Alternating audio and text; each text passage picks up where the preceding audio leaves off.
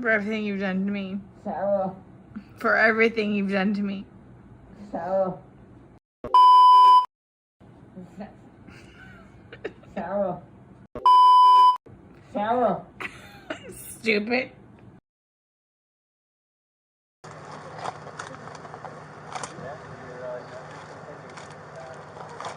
Who pronounced? She did. Oh, right there. This is Sarah Boone, a 42-year-old divorced woman who killed her boyfriend, George, by locking him inside a suitcase. For everything you've done to me. Sarah. For everything you've done to me. Sarah. Did you call it? What time did you call it? I got a time for it.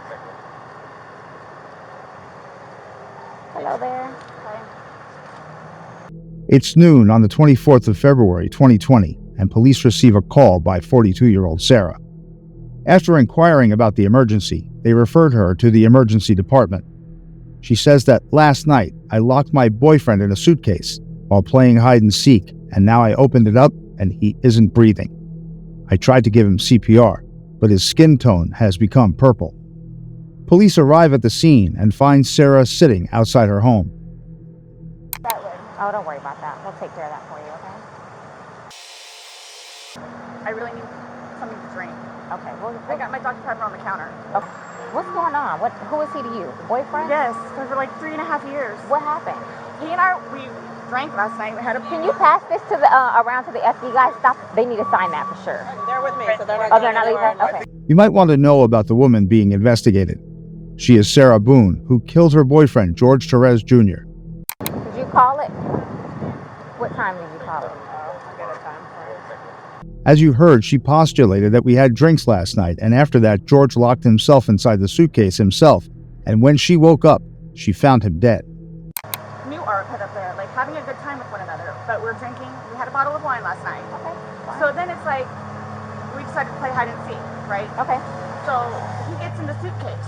Okay, Who is this guy? that's my ex-husband, my former husband. How did he live here with you guys? No, I called him over here. Most probably it's because of a heart attack or some sudden stroke. But she had no idea that she filmed 2 videos last night in which George could be seen crying while she locked him in. After explaining it all, she leaves to get some water. I don't know if he suffocated or like had an aneurysm or a heart attack or What what. kind of medical conditions does he have? None that I know of. Nothing that you know of. This guy in the blue shirt is Ryan, Sarah's ex-husband. In this clip, you can see Ryan being questioned about how he knew about it. So kind of tell me how you came here today, or Well, I've been calling. come down here because we got to talk. To which he explains that it was Sarah's child custody day, and I called her when she didn't show up. When I got to know about all this, I asked her to call 911, and then I waited outside till you guys arrived. Divorced about a year and a half. About 11:30 is when I started calling to find out, because this is supposed to be her day. Can you to, give me her child. 1764, please? Okay. She's generally not very good about always doing it. She called at 12:45. Yeah. Okay. Or 12:49. 12:49. Got over here, told her you need to call 911, get somebody over here. I've been over here before. Right, so, right, I mean, right. Yeah. But no, I don't think I stepped past You that did- okay. tile area. Okay. So I don't think. I touched doorknob. I don't think I touched anything in the kitchen. I don't know if that really matters. She inquired if George had some medical issues, to which Ryan said that he was a normal person, as he had met him personally before. and then we'll go from there. Do Okay, you know if that's he has fine. any medical issues or? I don't. Okay, but you've met him before. I've because- met him before, yes. Okay. Yes, they've got a whole fun history. Oh, really? But he had been in jail before because of domestic violence, but these days he was taking classes, and there was a positive leap in his behavior. So I haven't been here personally. So they have he's currently on parole because of it. So because of domestic violence with her. yes. Oh, okay. Okay. Yes, from last Good time to he know. got She assures Ryan that she'll pick up his 9-year-old son from school and will take care of him herself. Okay. Well, listen. Please do me a tight. Oh, no. I'll make a few not a phone problem. calls. I mean, Where's your kid need to be picked up? Lakeline Elementary. How soon though? 3 o'clock is 3 when he gets o'clock, out. okay. I don't leave him out. As the investigation team arrives, they start inquiring about Sarah again. After that, the policewoman tells her to not panic, as there's nothing to worry about. and the investigation team leaves to analyze the situation inside the house. No, if you want to stay seated, I don't want you getting lightheaded. So remember I said the detectives were going to come out and talk to you and go from there. You know what I'm saying? They're here. They're going to ask you a few questions and then go from there, okay? All right. All right, Sarah, my name's Chelsea. My partner, Scott. To my understanding, you reside here?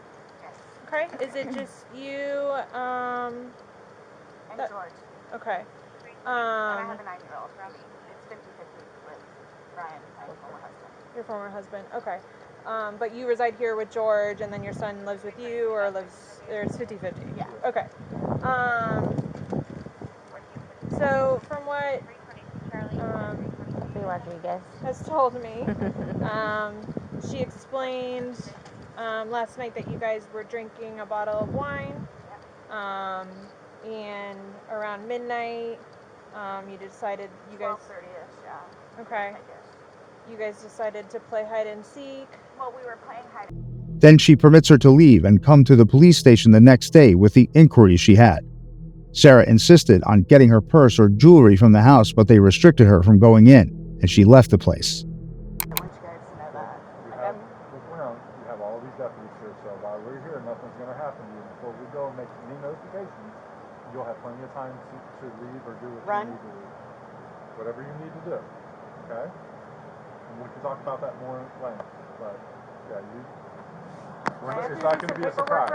Before moving further, special thanks to @Law and Crime for providing complete body cam and investigation footage. You can find tons of raw crime investigation footage on their channel. I'm going to have you sit in the green chair that doesn't move. Appreciate you coming in. Yes, ma'am. And I want to ask you about these whenever we have a moment. Sure. So obviously, he received his autopsy. So Sarah spends the night at Ryan's home and arrives at the police station the next day around 3 p.m.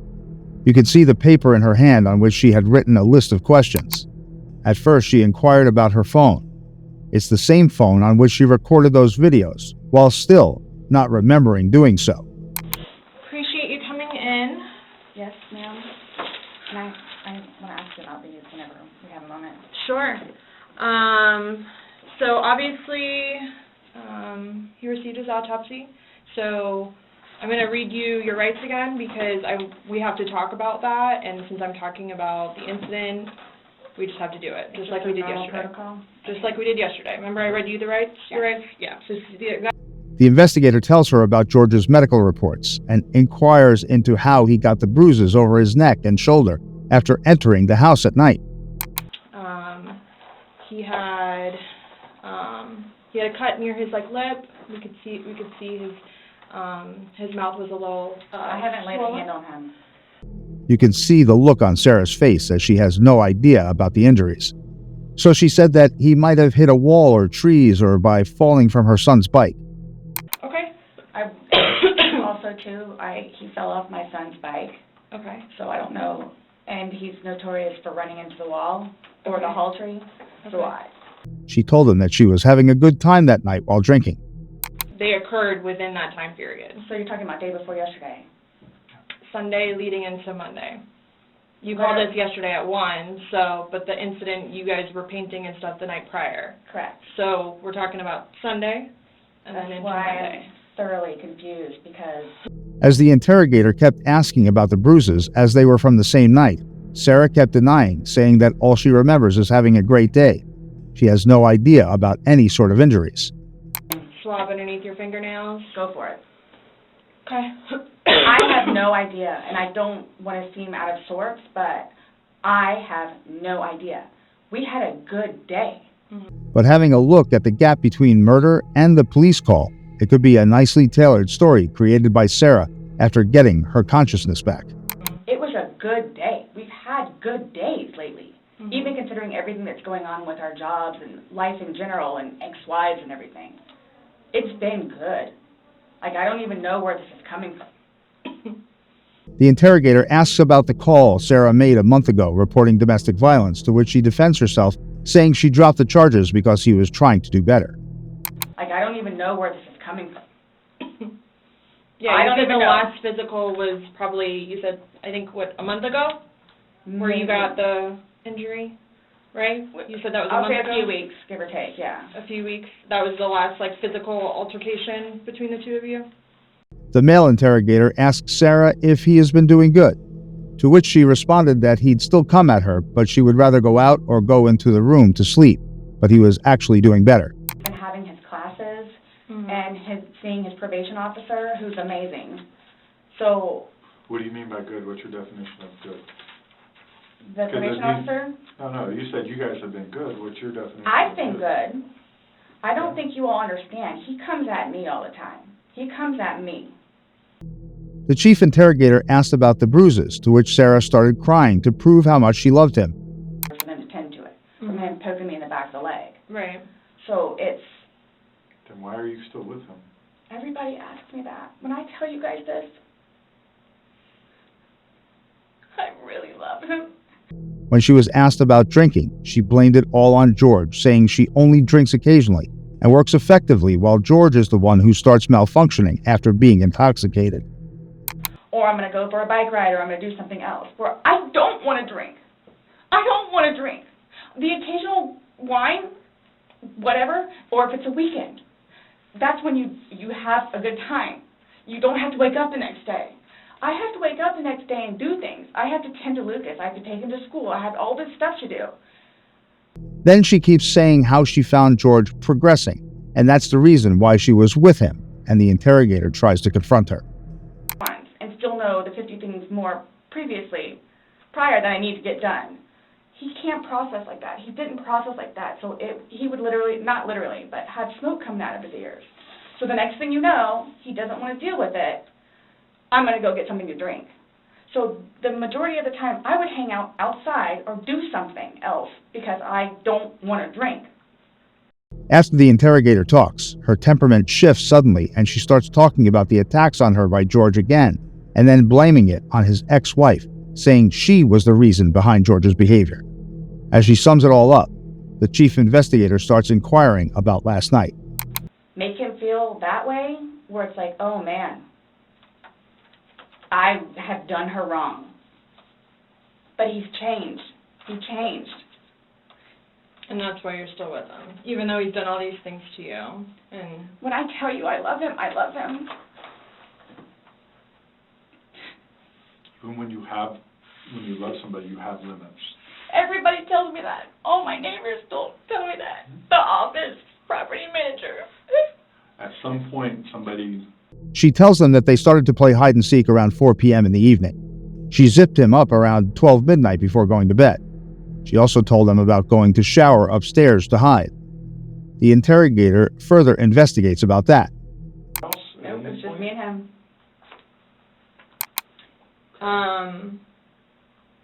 Since talking yesterday, do you remember any like timelines better? Like what time you guys were playing? What time he was zipped up in the luggage? What time you went upstairs? She tells them that they've played hide and seek earlier too, and this was the third time they were doing this. So they asked if she ever zipped him in a suitcase before, to which she denied, saying that it was for the first time. But those are the only times I have. So I have 4 and I have midnight. So there's a big gap. So I'm just curious, like, if you recall when you went upstairs to hide in the shower, or like when we started to play hide and seek. Yeah. Well, we went inside probably about, if I had to guess, we weren't out there too long. Maybe about 6-ish. Then she starts telling them how the suitcase is kept deep in the cupboard, and George took it out so they could take her son's clothes out of it and clean it. I mean, we were playing. No, I know, that but time, I'm saying, I'm talking about hide and seek, which is a game. So the suitcase originally is in our closet, buried all the way to the back. If you, I know the CSI people saw our closet. Our closet needs to be cleaned out really bad. My son's clothes need to be cleaned out really bad because they don't fit him anymore, and I'm tired of looking at them. So he took it upon himself. Now comes the real moment. It's the time when they confront her with the videos they found. This is the moment that should be the turning point of this interrogation. Sarah denied remembering anything like this, while you could listen to her saying, "It's for everything you've done to me." With me and say, okay, I need to borrow your phone. And he'll hold it while I'm cooking or doing something, do the facial recognition. Okay, so he doesn't know the password and he doesn't have the facial recognition. No, But he is the only other person that would use your phone, I'm Yes. assuming, other than... Well, Lucas. Right. But Lucas wasn't there Sunday. And, right. She says that she doesn't want to see it because she might throw up, but the interrogator insists that you can't leave without explaining what it is.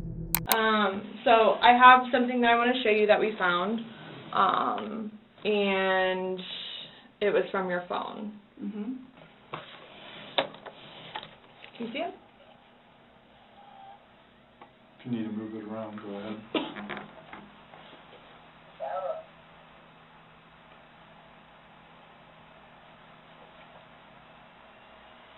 No, I don't remember that. For everything you've done to me. For everything you've done to me. Your battery's about to die. Shut it down. Oh, okay. Let me.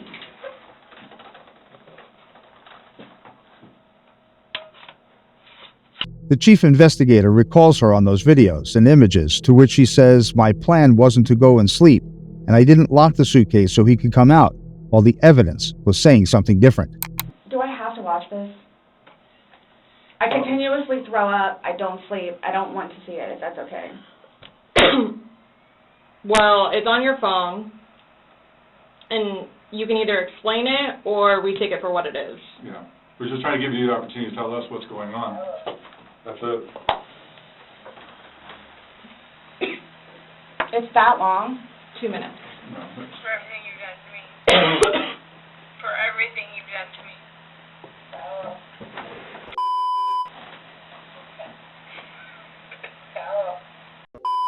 That's you, your voice. Stupid. She still confronted the police officers with the fact that they were trying to feed something into her mind that she has no idea about.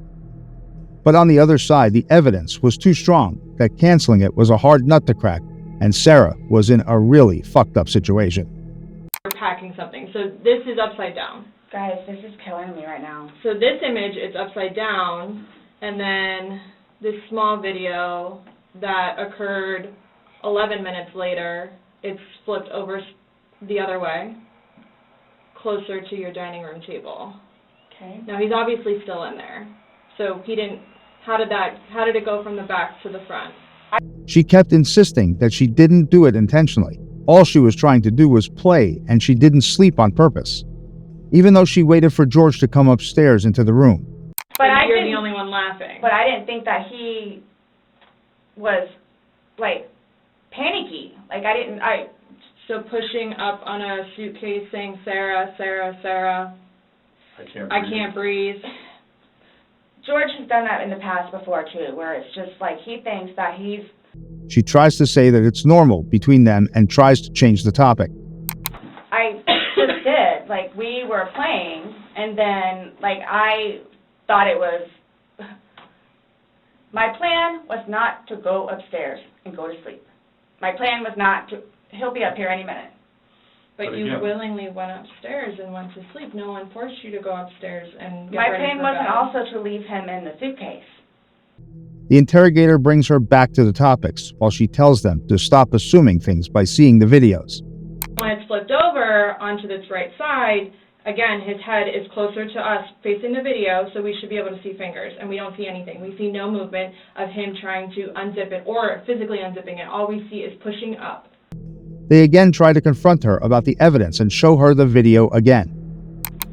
I'm not assuming. I haven't assumed anything. I follow evidence. But my intention was not, again, oh good, I got him in there, now I'm just going to go to sleep. What do you think someone that knows nothing about this or hears just a little bit like, oh, they were playing around in a suitcase She's been drinking and then watches probably that went video? to sleep. Then they ask her why she didn't call 911 at first. She responded that she had no idea what to do. That's why she called Ryan, and once he told her to call, it was the first thing that she did. I'm just trying to figure out what you would expect to happen to somebody when you leave them in a suitcase. I didn't mean to leave him in there. Okay. What's your reasoning for not calling 911 sooner? Because I didn't know what to do and how horrific it was. Then the interrogators asked her about the time delay of 11 minutes in those two videos. There's a huge gap. How couldn't she notice him struggling? Everyone could clearly see that she was trying to punish him. Well, based off the video, one video is at 11:12 and the next one's at 11:23, so you actually gave him at least 11 minutes per video recording. So my thing is, when it stopped, he asked multiple times, I mean, why? Why did you not let him out? It's just a simple question. To be honest with you, I mean... Don't Were know. you punishing him? No. Just... Well, that's what you're saying in the video. This is what you got, this is... Sarah, who's already struggling to digest it all, asks them for a 5-minute break, but the lead interrogator interrupts her and takes her back to the subject. She was forcing her to stay right around the topic. He's in the bag saying, I can't... My God. And you say, fuck you. When he... So, like, for, like, the whole few minutes that he was in there, like, Minimum 11, but yes, go ahead. It's a few. 11, minimum. For the one video. When he's begging for his life, telling you he can't breathe, let me out, and you say, fuck you, why don't you just let him out? What are you trying to prove to him? And in the meantime, she tries to change the subject, saying that she will not drink alcohol ever again, but the male interrogator drags her back to the subject. And I will tell you both this right now, too. I will never drink alcohol again. Okay. Like, I will never drink alcohol again. I don't care what it is in any way, shape, or form. But she again fires back at them, saying it was all part of the game. I can't let him out because he was acting like he needs help. She even exaggerated that they must stop forcing it over her.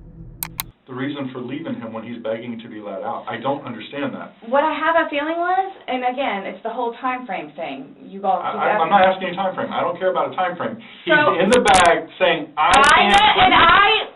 My God. And you say, fuck you. Then they confronted her with the same query, that he wasn't enjoying it, and why didn't you let him out? To which Sarah specifically replied, I don't know. Game end. I don't... You say this is a game. You got somebody in Obviously, there. like, the wrong way. So what was your intention for leaving him in there? And it's not fair. It is not fair. You guys are trying to, again, oh, he's in there. Night, night. That's what happened. This response made them change their questioning, but the main suspect was still Sarah. Then they started to inquire about the bruises he got, how a person having a hot night could get this many injuries. Sarah had no idea, so she blamed it all on alcohol. So my thing is, though, it's, what I have a feeling is, I went upstairs and just hit the bed, kind of thing. But, again, I'm thinking, he'll be up here any minute. But then I go out. But my question is, why didn't you just let him out prior to going up? I don't know why. In the bag. Why the video? I didn't have any motivation. It was me, he and I having a great day, fooling around and being stupid, and apparently me going upstairs and hitting the bed, not going to sleep, where it's like, I'm tired now, I'm going to go to sleep. That's excluding, that's a good analogy for the day, excluding the fact that he's got a bump on the back of his head, a bump on the front of his head, and his lip is busted, and he has a bump on it. As it's been over an hour while they're having this interrogation, but there's still no conclusion, the male interrogator steps in, tries to force it on her, and takes this phone out to text someone. And out of anxiety, she asks him if he's texting someone about her. Okay.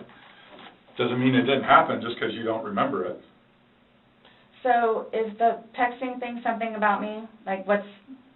Is the what? Texting? Oh, no, I'm texting. No, You guys are scaring me, so, like, I don't know, like, what to expect. I mean, He tries to confront her on another video where she was flipping the suitcase over so George can't make it out, to which she replied that she wasn't doing it on purpose. And then you flip the bag around several times. I didn't do that intentionally. You didn't intentionally flip the bag around? No, why would I do that? Well, you Good told us question, you you did. did. When he was upside down. Right. Well, you had to put him upside down. You can't get in a suitcase upside down because the... Oh my What, gosh. you put the See, stuff and in that's the where his unfortunate. body was? That's the unfortunate thing Was too, upside is down. nobody else was there. That's the We have a unfortunate video thing. showing the suitcase in several different positions. So it shows, one, like she just said. It goes on while nothing happens, so Sarah brings that page out and inquires if she could get her phone or Lucas's laptop back. They denied, saying at least you're not getting these things back today. So, am I getting my phone back? No. Not today. What about Lucas's laptop? No. Not today. Not today. Then she asked for his engagement ring. Interrogator said it was on his hands, so it's his possession in a civil matter. We don't think you could get it back. How do I go about getting his wedding ring, engagement ring? The lead interrogator leaves the room while Sarah thinks it over for around 20 minutes. During this time, she tries to ask the male interrogator when they would let her leave, but he didn't give a proper response to it. The lead interrogator then comes back and tells Sarah that she can't leave right now. Okay. I'm done with all these.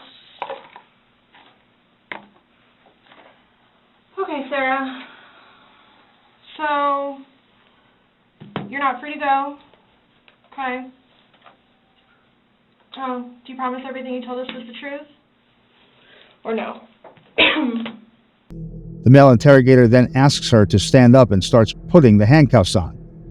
Sarah had no idea what was happening, so she started panicking and questioning, but the interrogator had one response, that George is dead. Okay. All right, do me a favor, stand up. I need you to turn around, face the wall. Put your hands behind your back. Do you have anything in your pockets that I should know about? No. Okay. Why is this happening? Because George is dead. Then the officer comes to take her to jail while she tries to continue her questioning. But the female officer shows no interest in answering them as she still brings her in front of the court early that evening. What, as soon as possible? Yeah, once you get down there and get booked in, you'll be able to use a phone in the waiting Or area. how long will that take? Because I need to talk to Brian. You know, it depends how busy, how quickly they get you through. I probably would say within the hour. She was presented in front of a court, and since then, she has had a good time in county jail. She's constantly trying to get it dismissed by hiring attorneys to file motions, but she's still in there, and I can't see her coming out easily. Yeah, because the last time I had a major panic attack on those little things. Hey, change the cuffs. Go stand up. I have not. So what am I going to do with my purse? Oh, sorry. Your purse is gonna come, but the cigarettes and stuff can't, so. I put the lock up too, my bad. Oh, no, it's all good. Mine are now opposite, so.